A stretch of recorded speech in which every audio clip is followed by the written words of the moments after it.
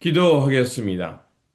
자비로우시고 거룩하신 하나님, 오늘도 우리를 말씀 앞으로 불러주시니 감사드립니다.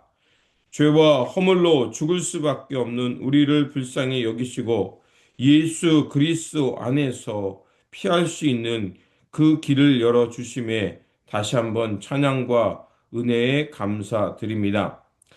공의로우신 주님, 오늘 말씀을 통하여 다시 한번 주님의 은혜를 깊이 깨닫게 하여 주시고 예수 그리스도 안에서 참된 피난처를 경험하게 하여 주옵소서. 그래서 하나님의 마음을 배우게 하시고 우리 삶 속에 그 사랑을 실천하며 살게 하여 주옵소서.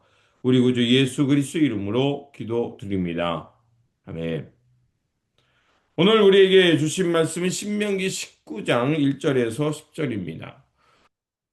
내 하나님 여호와께서 이 여러 민족을 멸절하시고 내 하나님 여호와께서 그 땅을 내게 주심으로 내가 그것을 받고 그들의 성읍과 가옥에 거주할 때 내 하나님 여호와께서 내게 기업으로 주신 땅 가운데서 새 성읍을 너희를 위하여 구별하고 내 하나님 여호와께서 내게 기업으로 주시는 땅 전체를 세 구역으로 나누어 길을 닫고 모든 살인자를 그 성읍으로 도피하게 하라.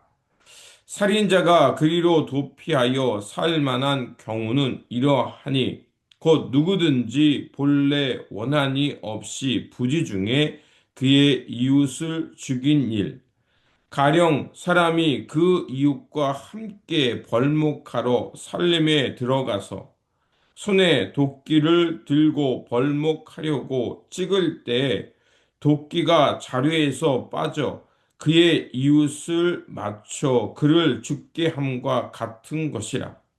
이러한 사람은 그 성읍 중 하나로 도피하여 생명을 보존할 것이니라. 그 사람이 그에게 본래 원한이 없으니 죽이기에 합당하지 아니하나 두렵건대 그 피를 보복하는 자의 마음에 복수심에 불타서 살인자를 뒤쫓는데 그 가는 길이 멀면 그를 따라잡아 죽일까 하노라.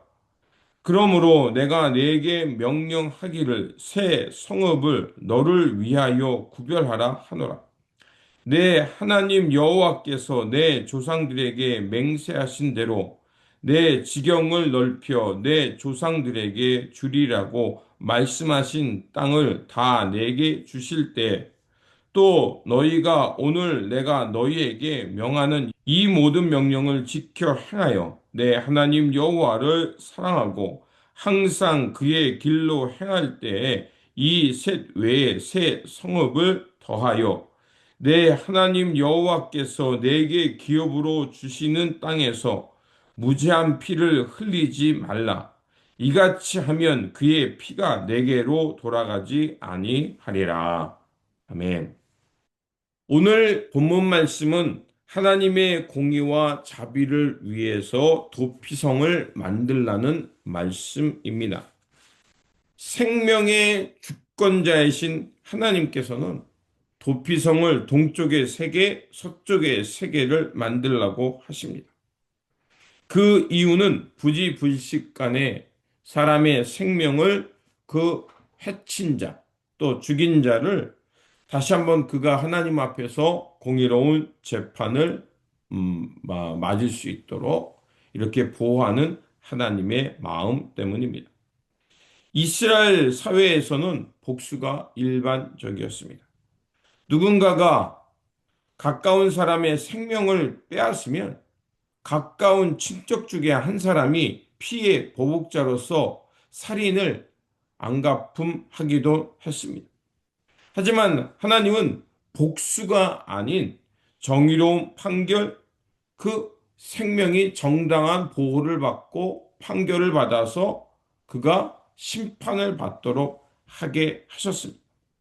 그래서 도피성을 만들게 하셨고 그 도피성에 피한 사람은 그 사람이 고의로 했는지 아니면 부지불식간에 했는지 공정한 재판을 받게 하여 생명이 함부로 죽임당하지 않도록 보호하셨던 겁니다. 그래서 10절에 나와 있듯이 내 하나님 여호와께서 내게 기업으로 주시는 땅에서 무죄한 피를 흘리지 말라. 이같이 하면 그의 피가 내게로 돌아가지 아니하리라. 바로 하나님의 그 생명을 대하시는 마음을 알 수 있습니다. 그래서 도피성은 공의로운 자비와 또 정당한 심판을 받도록 하는 하나님의 통치의 상징이었습니다. 그렇다면 도피성을 통해 드러나는 하나님의 뜻이 무엇인지 살펴보고자 합니다. 첫 번째로 도피성은 하나님의 자비를 상징하는 것입니다. 2절에서 3절에 보면 이렇게 되어 있습니다. 너는 내 하나님 여호와께서 내게 기업으로 주신 땅 가운데서 새 성읍을 너희를 위하여 구별하고 내 하나님 여호와께서 내게 주신 땅을 세 분으로 나누어 모든 살인자가 그리로 피하게 하라. 도피성은 일종의 먼저 그가 생명을 보존할 수 있도록 하는 하나님 자비의 장치였던 겁니다. 실수로 사람을 죽인 자가 보복당하지 않도록 그래서 하나님께서 직접 그가 피할 수 있는 길을 예비하신 것이었습니다. 하나님은 죄는 미워하지만 동시에 죄로 인해 피할 길을 열어주시는 분이라는 것입니다. 이것이 복음의 본질이기도 합니다. 우리가 죄와 허물로 하나님 앞에 죽임당할 수밖에 없는 진노의 대상일 수밖에 없었던 우리였습니다. 그런데 하나님께서는 또한 우리에게 피할 길을 주셨죠. 바로 예수 그리스도를 우리의 도피성으로 보내주셨던 겁니다. 그래서 우리는 주님 안에 피함을 통해서 하나님의 구원을 받을 수 있는 그 은혜가 우리 가운데 있는 겁니다. 그래서 사도 바울이 로마서 8장 1절에 말한 것처럼 예수 그리스도 안에 있는 자는 결코 정죄함이 없다라고 말한 것처럼 주님은 바로 하나님의 자비를 상징하는 것이기도 합니다. 둘째로 도피성이 갈 수 있도록 피할 길을 준비해 놓으라고 말합니다. 3절에 보면 너는 너를 위하여 길을 닫고 도피성이 멀지 않게 하라라고 말하고 있습니다. 도피성이 누구든지 피할 수 있는 길이 되도록 했다는 겁니다. 그래서 제사장들과 레위인들의 업무 중에 하나는 도피성으로 피할 수 있는 길이 잘 정비되어 있도록 했던 겁니다. 그래서 그 길이 막혔다면 그 길을 예비해 놔야 됐고, 또 만약에 다리가 필요했다면 그 길로 갈 수 있도록 다리를 놓아야 했던 겁니다. 그래서 누구든지 하나님 앞에서 공의로운 재판을 받아서 생명을 보존할 수 있는 기회를 예비하게 했던 겁니다. 이것은 또한 교회의 사명을 예표하기도 합니다. 누구든지 교회에 와서 하나님의 복음을 들을 수 있게 했고 하나님의 이 구원을 통해서 자기의 생명을 보존할 수 있도록 그 교회가 어떤 사명을 감당해야 되는지 우리에게 가르쳐 주는 것이기도 합니다. 그래서 그리스도의 공동체는 일종의 도피성의 공동체가 되어서 상처 입은 자, 죄 가운데 지친 자, 넘어진 자를 일으켜 세워서 하나님의 은혜를 입고 새 생명을 살아갈 수 있도록 문을 열어두고 길이 되어야 할 것입니다. 그렇게 우리의 사명은 바로 누구든지 주님께 나와 하나님의 구원의 복음, 예수 그리스도를 만나 새 생명을 얻고 새 힘을 얻을 수 있도록 길을 닦는 것이 우리의 사명일 것입니다. 세 번째로 공의의 하나님, 자비의 하나님을 드러내는 것이 도피성의 역할이었던 겁니다. 우리가 읽진 않았지만 11절부터 13절에는 이렇게 되어 있습니다. 그러나 만일 어떤 사람이 그의 이웃을 미워하여 엎드려 그들 기다리다가 일어나 상처를 입혀 죽게 하고 이 한 성읍으로 도피하면 그 성읍 장로들이 사람을 보내어 그를 거기서 잡아다가 보복자의 손에 넘겨 죽이게 할 것이라. 내 눈이 그를 긍휼히 여기지 말고 무죄한 피를 흘린 죄를 이스라엘에게서 제하라. 그리하면 내게 복이 있으리라. 하나님은 자비와 공의의 하나님이십니다. 부지불식간에 살인한 자의 생명을 보호하게 하기에 도피성을 만들었는데 만약에 의도적인 살인을 하고 도피성을 피했다 해서 그 사람의 생명을 무조건 보호하는 것은 아니었던 겁니다. 하나님은 자비의 하나님이시 동시에 공의의 하나님이시라는 겁니다. 그래서 오늘 본문에서 우리가 읽었던 그 11절에서 13절에 나왔듯이 의도적인 살인한 사람은 사람을 보내서 그를 그곳에서 빼어나와 보복자에게 마땅한 심판을 받게 했던 겁니다. 그래서 신명기 19장에도 동일하게 나와 있고 민수기 35장에도 동일하게 나와 있는 겁니다. 고의적인 살인자, 거짓으로 피한 자, 도피성을 이탈한 사람은 이렇게 무지한 피를 흘리게 한 거에 대해서 책임을 갖도록 했던 겁니다. 결국 이 도피성은 복음을 예표하는 것이었습니다. 하나님은 예수 그리스도의 십자가를 통해 하나님의 공의와 자비가 동시에 완성되게 했던 겁니다.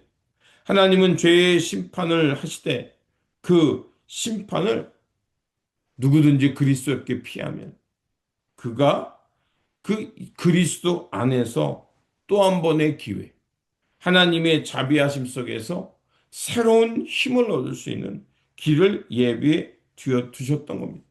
우리가 십자가 앞으로 주님께 나아갈 때 우리는 하나님의 긍휼과 자비하심을 경험하게 되는 겁니다.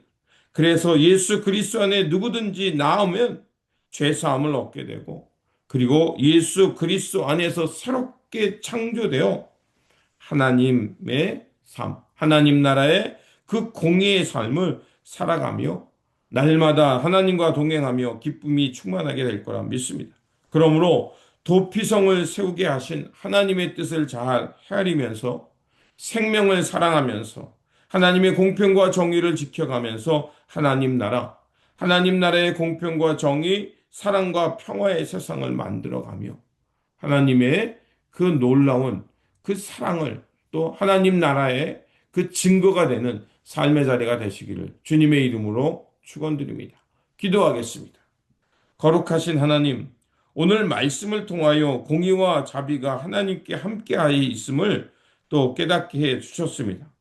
우리의 죄를 미워하실 때 그 죄인을 품어서 하나님의 사람으로 다시 한번 새 힘을 얻고 살아갈 수 있도록 우리를 재창조하여 주시니 감사드립니다.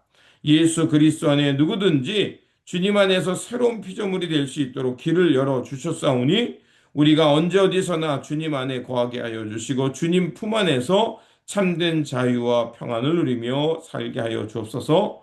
또한 우리가 예수 그리스도의 품이 되어서 세상의 도피성이 되게 하여 주시고 상처 입은 자, 죄로 눌린 자, 낙심한 영혼들이 언제든지 이 그리스도의 공동체에 나와 쉼과 회복을 얻을 수 있는 그 그리스도의 공동체가 되게 하여 주옵소서. 그래서 누구든지 주님께 나와 주님의 사랑과 자비를 경험하며 하나님 나라의 기쁨을 충만하게 경험하며 살아가는 우리 모두의 삶의 자리가 되게 하여 주옵소서. 우리 구주 예수 그리스도 이름으로 기도드립니다. 아멘.